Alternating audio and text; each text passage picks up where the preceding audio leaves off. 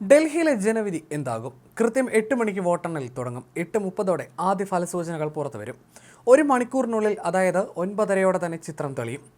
ആം ആദ്മിയും BJPയും വലിയ പ്രതീക്ഷയിലാണ്. ഫലം തത്സമയം എത്തിക്കാൻ മറുനാടൻ മലയാളിയും വിപുലമായ സംവിധാനം ഒരുക്കുന്നുണ്ട്. മറുനാടൻ TVയിലും മറുനാടൻ മലയാളി വെബ്സൈറ്റിലും തത്സമയ ഫലവും വിശകലനവും ഉണ്ടാകും. 60.54% പോളിംഗ്. തുടർഭരണം ലക്ഷ്യമിടുന്ന ആം ആദ്മി പാർട്ടിയും കാൽ നൂറ്റാണ്ടിന് ശേഷം അധികാരത്തിലെത്താൻ ശ്രമിക്കുന്ന BJPയും തമ്മിലാണ് പ്രധാന മത്സരം. എക്സിറ്റ് പോൾ പ്രവചനങ്ങളിൽ BJPക്കാണ് മുൻതൂക്കം. 70 അംഗ നിയമസഭയിൽ കേവല ഭൂരിപക്ഷത്തിന് 36 സീറ്റ് വേണം.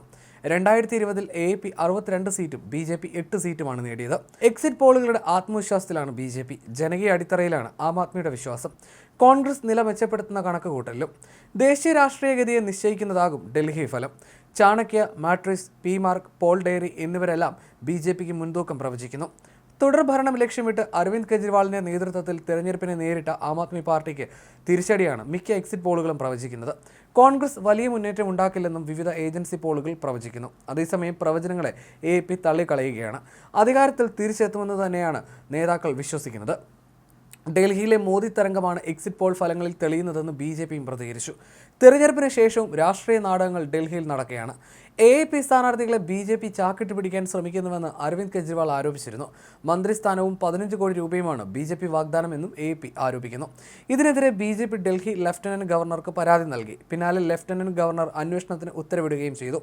അന്വേഷണം ഏറ്റെടുത്ത് ഡൽഹി പോലീസിലെ അഴിമതി വിരുദ്ധ വിഭാഗം കെജ്രിവാളിന്റെ വീട്ടിൽ പരിശോധനയ്ക്കെത്തിയത് AAP തടഞ്ഞിരുന്നു. പിന്നാലെ ആരോപണങ്ങൾക്ക് തെളിവ് നൽകണമെന്ന് നോട്ടീസ് നൽകി സംഘം മടങ്ങി. അതേസമയം തോൽവി ഭയന്ന് AAP സ്ഥാനാർത്ഥികളെ BJP ചാക്കിട്ട് പിടിക്കാൻ ശ്രമിക്കുന്നുവെന്ന അരവിന്ദ് കെജ്രിവാളിന്റെ പരാമർശത്തിൽ പോലീസ് അന്വേഷണം തുടങ്ങിയിട്ടുണ്ട്.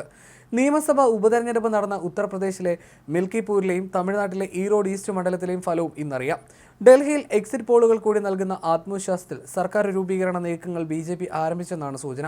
കർശന സുരക്ഷയ്ക്ക് നടുവിലാണ് വോട്ടെണ്ണൽ. 19 വോട്ടെണ്ണൽ കേന്ദ്രങ്ങളിലും ത്രിതല സുരക്ഷയാണ് ഏർപ്പെടുത്തിയിരിക്കുന്നത്. ഓരോ കേന്ദ്രത്തിലും 2 കമ്പനി കേന്ദ്രസേനയും ഡൽഹി പോലീസിന്റെ സംഘവുമുണ്ട്. വോട്ടെണ്ണൽ കേന്ദ്രത്തിൽ മൊബൈൽ ഫോണിന് വിലക്കുണ്ട്. CCTVകളും സ്ഥാപിച്ചു.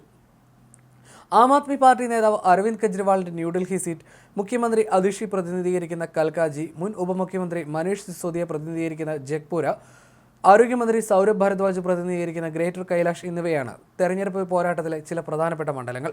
1993 BJP ഡൽഹിയിൽ അധികാരത്തിൽ വന്നത്. അന്ന് 30 മുതൽ 40% വോട്ട് ശതമാനം. 98 മുതൽ 2008 വരെ BJPയെ തറപറ്റിച്ച് കോൺഗ്രസ് അധികാരം പിടിച്ചെടുത്തു. 2013 ഏറ്റവും വലിയ ഒറ്റകക്ഷിയായെങ്കിലും കോൺഗ്രസിന് സർക്കാർ രൂപീകരിക്കാൻ കഴിഞ്ഞില്ല. പിന്നീട് AAPയുടെ തേരോട്ടമാണ് ഡൽഹി കണ്ടത്. ന്യൂനപക്ഷ വനിതാ മധ്യവർഗ വോട്ടുകൾ നിർണായകമാകുമെന്നാണ് വിലയിരുത്തൽ. 2020 തെരഞ്ഞെടുപ്പിൽ സ്ത്രീകൾക്ക് സൗജന്യ യാത്രയെന്ന AAPയുടെ പ്രഖ്യാപനം വോട്ട് വാരിക്കൂട്ടിയിരുന്നു. ഇക്കുറി 2100 രൂപ പ്രതിമാസ സാമ്പത്തിക സഹായമാണ് AAPയുടെ വാഗ്ദാനം.